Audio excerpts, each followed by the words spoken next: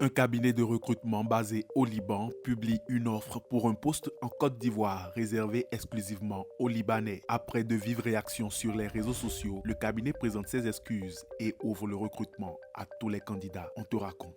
Mardi 11 août, la chargée de recrutement d'un cabinet basé au Liban publie sur son compte LinkedIn personnel une offre pour recruter un chef de projet pour le compte d'une entreprise de construction basée en Côte d'Ivoire. Parmi les critères demandés, les candidats doivent être diplômés en ingénierie civile et justifier de 3 à 5 ans d'expérience dans la gestion de projets de construction. Mais l'annonce précise également candidats libanais uniquement. Très vite, de nombreux internautes s'indignent de ce critère qui exclut d'emblée les candidats d'autres nationalités, notamment ivoiriennes, alors que le poste est à pourvoir en Côte d'Ivoire. C'est de la foutaise vis-à-vis de son pays hôte et ça ne doit pas être toléré ni accepté. Il y a trop de laisser aller au pays. Notre code du travail l'interdit. Il faut saisir l'inspection du travail ou porter plainte. Simple.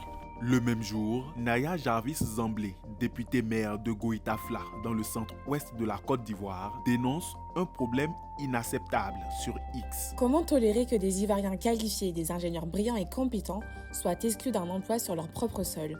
C'est non seulement une discrimination à l'ascendance nationale formellement interdite par l'article 4 du Code du travail ivoirien, mais c'est aussi une inversion choquante de la priorité nationale. Déclare-t-elle le 13 août.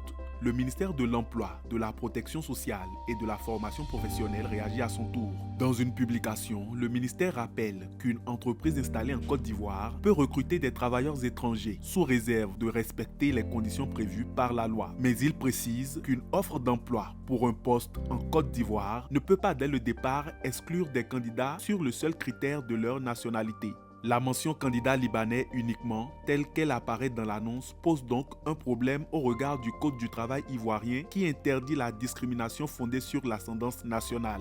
L'article 4 du Code du travail ivoirien dispose en effet qu'aucun employeur ne peut prendre en considération l'ascendance nationale pour arrêter ses décisions en ce qui concerne notamment l'embauchage. Le ministère précise que l'entreprise de construction installée en Côte d'Ivoire et bénéficiaire de ce recrutement n'a pas encore été identifiée. Son identification permettra notamment aux services compétents de vérifier si la vacance du poste a été régulièrement déclarée et publiée et si le délai prévu avant le recours à une main-d'œuvre étrangère a bien été respecté. De son côté, la recruteuse qui a publié l'annonce polémique a reconnu une maladresse involontaire et présenté ses excuses pour la formulation utilisée concernant le profil recherché. Elle précise désormais que l'offre est ouverte à tous les candidats qualifiés, sans distinction de nationalité. Pour postuler, il faut notamment être diplômé en ingénierie civile ou disposer d'un diplôme équivalent et justifier de 8 à 10 ans d'expérience dans la gestion de projets de construction.